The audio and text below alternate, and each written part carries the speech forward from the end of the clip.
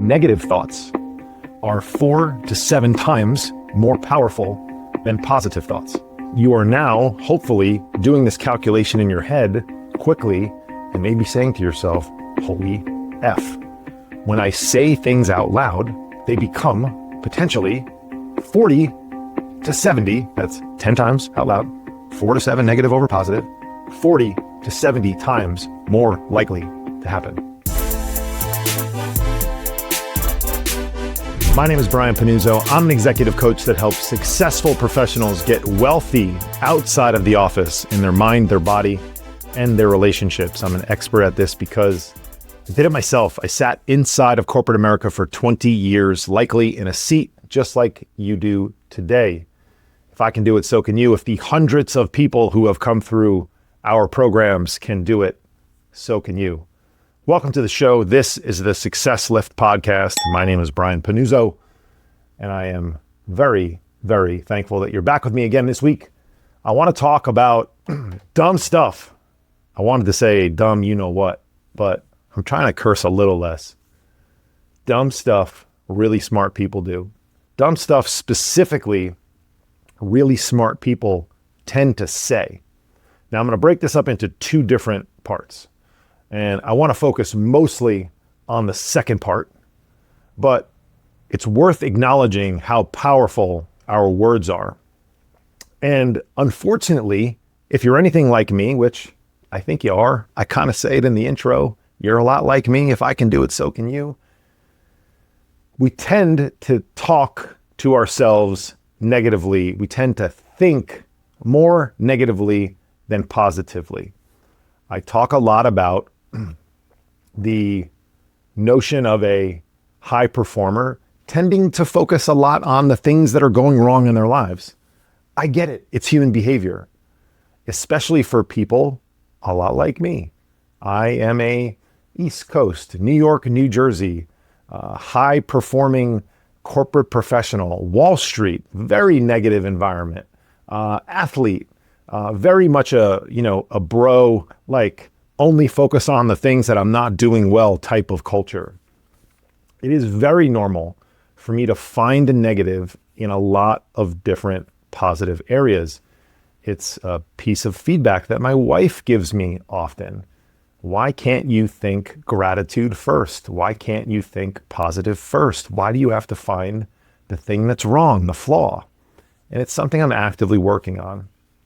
And it's something that you should actively work on as well, because there is an enormous amount of power in you thinking negatively versus thinking positively. And what I mean by that is there is an exponential effect that you can create, that people create in their lives by just simply saying things out loud and then saying things out loud that tend to be negative.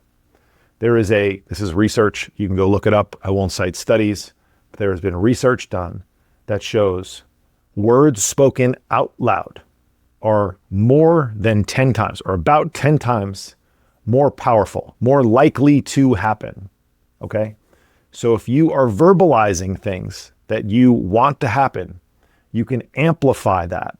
Or I guess if you're verbalizing things you want, I guess I said that right, want to happen, you can make them more likely to happen by speaking them out loud. That's why affirmations have become very popular and powerful, because you are speaking into the future what you want. And so what you can do is you can harness that powerfully by doing what I do, which is having my morning formula. My clients who go through my one-on-one and group executive coaching programs, they develop their elite self-image. I'll even show you a copy of it.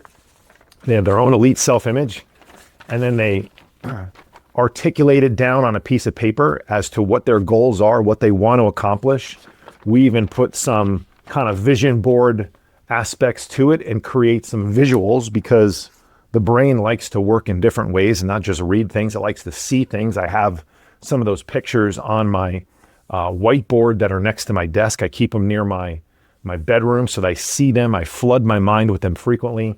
I have an audio recording of those words that I just showed you. If you're on YouTube and you just saw what I put up with that piece of paper, I have an audio recording of that. I have certain I am statements. The words I am are very powerful. If you just want to start to talk to yourself a little bit more, I realize I might be losing some of you tough guys already, but that's okay. If you stay with me, you're going to get a lot of value out of this, I promise you. Because if I'm doing this stuff, it's really impactful. Because if you can convince me that this works, and I've seen it work, anybody can do this stuff.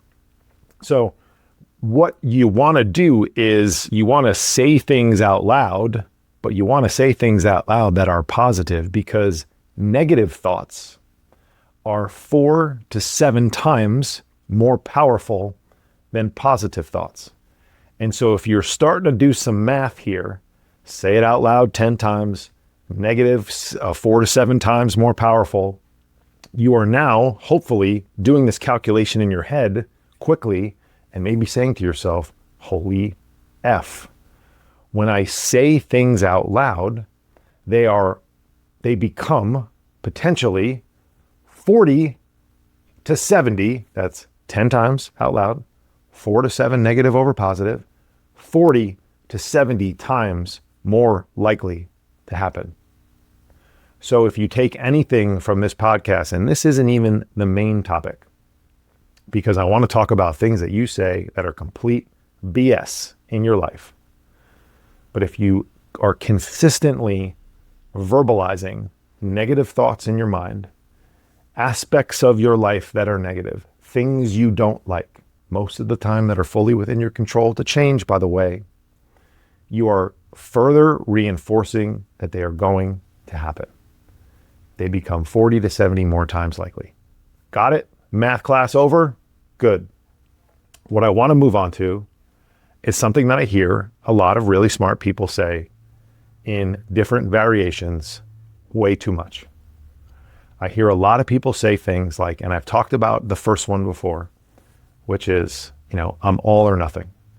That is a completely ridiculous statement that is not true, because you are likely, I hope, driving to work on early Monday morning, listening to my podcast right after it drops early Monday morning.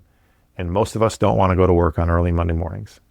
And so let's just get that out of the way. You're not all or nothing. All right, we'll move on from that one, because that one's ridiculous and I've disproven that. But here's some other things that I hear all the time.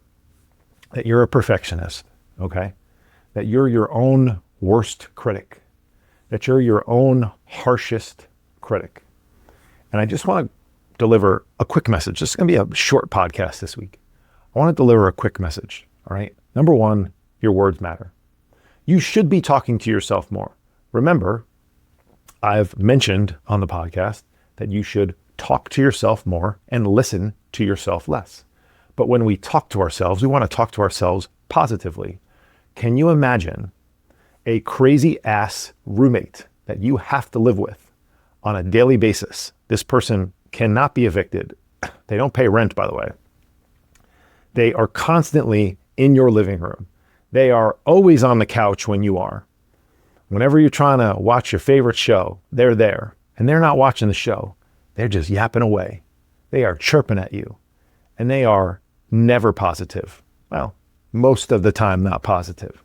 They are always second guessing you. They're always telling you that you're not enough, if you like that phrase. If you feel like that's a little woo-woo and airy-fairy for you and not tough guy enough like I do, that you're constantly doing things wrong. They're second guessing your decisions. They're telling you that you aren't good at whatever it is you're trying to accomplish. And this roommate will not shut the hell up. Do you think at some point you would get tired of hearing this chatter? You would look over to your roommate and you would tell them, you know what? You would unleash fury on them. Shut up. You constantly talk. Most of the time, you're not even right. I do prove you wrong on a regular basis. I am able to get these things done, whatever it may be. Yet, we just keep listening to that roommate. And that roommate is our inner chatter. It's our brains. It's the things that we have inside of us that really, quite frankly, aren't going to go away, unfortunately. Especially if you're wired like like me and a lot of people that I know, that I work with. Most of the people that come through my programs are wired this way. And so we have a process, a tool inside of my program we call reject and replace. So we actively push away those comments and we replace them with things that we want. Now, this doesn't just work with thoughts. This works with other dumb stuff that people say to you. I recently traveled from LA back to New York and New Jersey to see clients and to kick off a program with a new team, as I mentioned last week. I flew in and out of Newark Airport. Newark Airport currently is a bit of a shit show. And planes are being delayed. Planes are being canceled. People are spending hours at the airport. There's a runway closed. There's air traffic. There's an air traffic controller situation. It is not a great sitch going in and out of Newark Airport right now.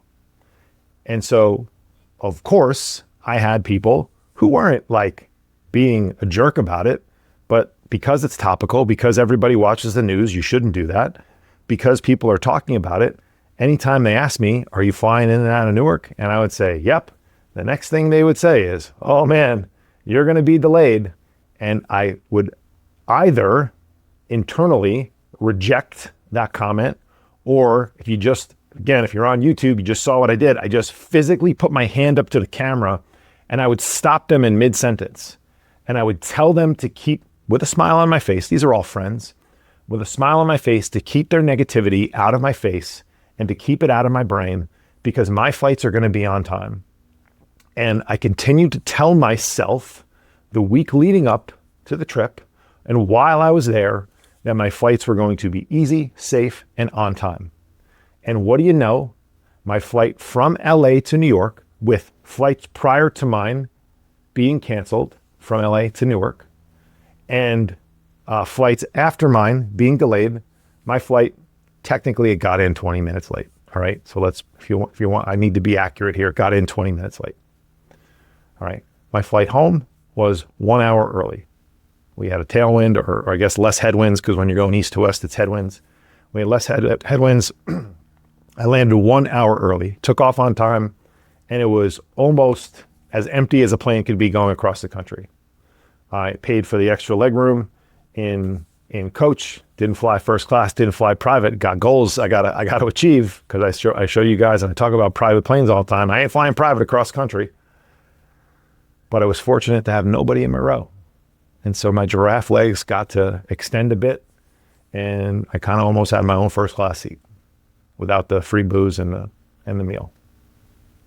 But I actively told myself that this was going to happen. I actively rejected what people were saying to me. I actively rejected what the news was talking about all the time, and I replaced it with a story that I wanted to. Did it have any effect? I have no idea. I have no idea. Maybe, maybe not. But I'll tell myself a story that it did, because we're telling ourselves stories all day long. And that's what I wanted to circle back to. The only reason that you are a perfectionist is because you made it up. You started to tell yourself that you're a perfectionist when something didn't go wrong, and you used it as a goddamn excuse. The only reason that you say you're your harshest critic is because likely you don't take feedback from anybody else, and you've made up that story too. If you were your harshest critic, if you were a perfectionist, you wouldn't have anything wrong in your life. You'd have everything that you want. And so if you truly were these things, you wouldn't need podcasts like this. You wouldn't have goals you haven't achieved in whatever area, your money, your body, your relationships, your mindset, whatever. You would realize that you're not there. You would take action to get there, and you would be there. And so we continue to tell these stories to ourselves that are, quite frankly, bullshit, because it's more convenient. It's easier for us to make up and categorize ourselves and put ourselves in this box that we're all or nothing, or that we're a perfectionist. Because when something doesn't go wrong, or there's slight adversity, and when have we ever done anything that doesn't require adversity? I'll talk about this more soon. This life of adversity that we've signed up, something that I shared with my clients recently as it pertains to my son and his path on desiring to become a professional baseball player. You signed up for this. And so it's going to happen along the way.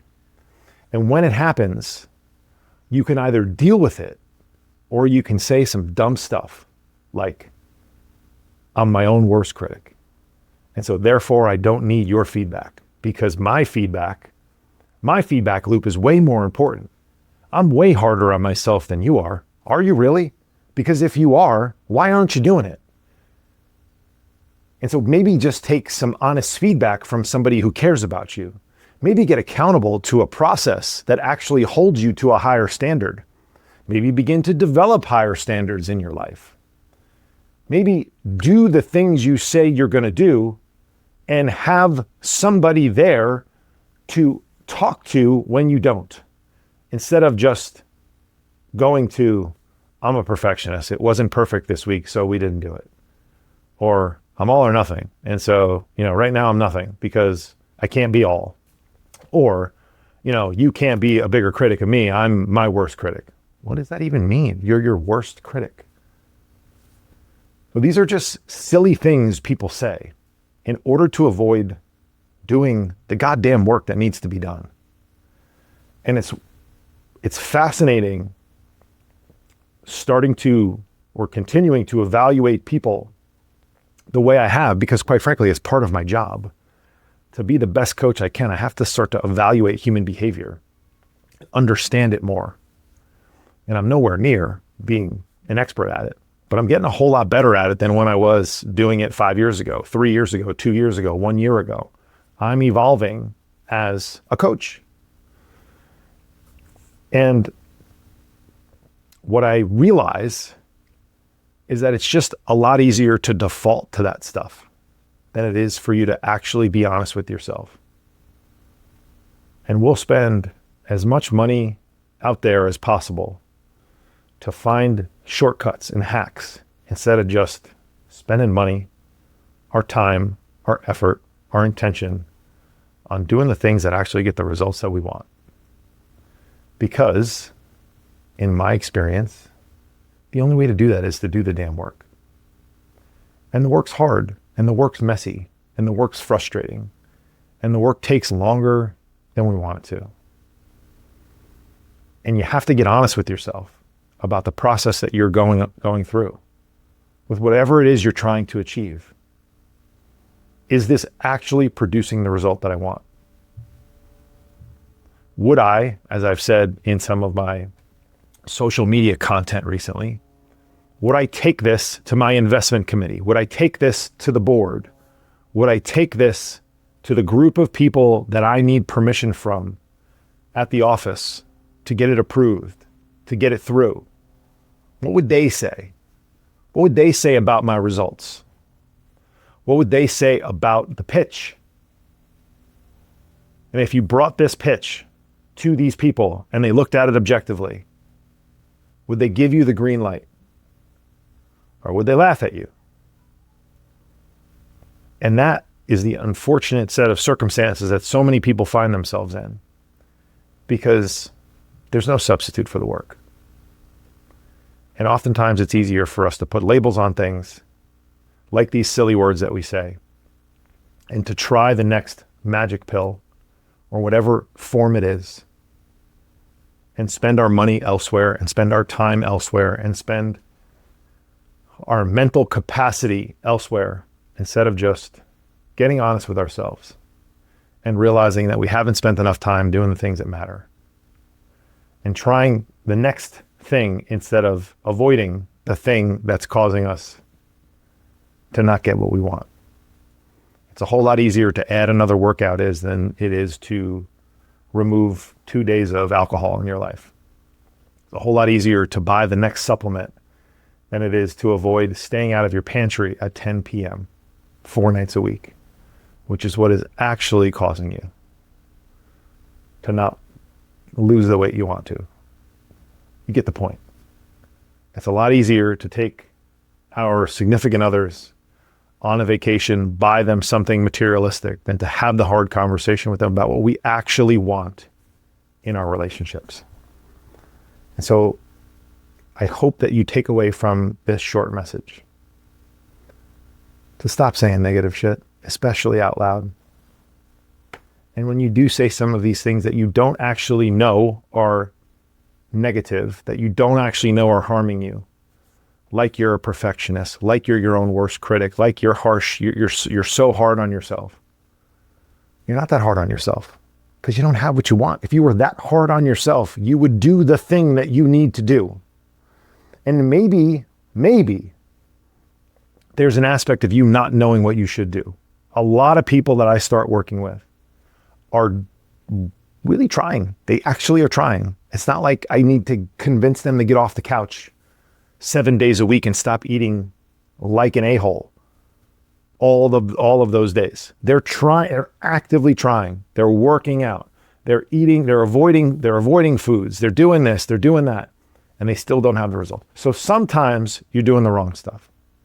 But for so many of us, that word salad that we create is just a reason for us to avoid the truth, that we're not actually doing the things that we need to do. And so this week I would invite you to start to do some of those things. And if you find yourself at a place where you're not 100% sure, or you could use some accountability, or you could use a process or a structure and a plan and a system and some shortcuts and hacks to help you get there faster. We pay for speed and we pay to make things easier all day long. Both of those things are core tenets and reasons why people work with someone like me inside of our program. If that's something that you find interesting, you know where to find me. I'll talk to you guys soon. Have a great week. I appreciate you.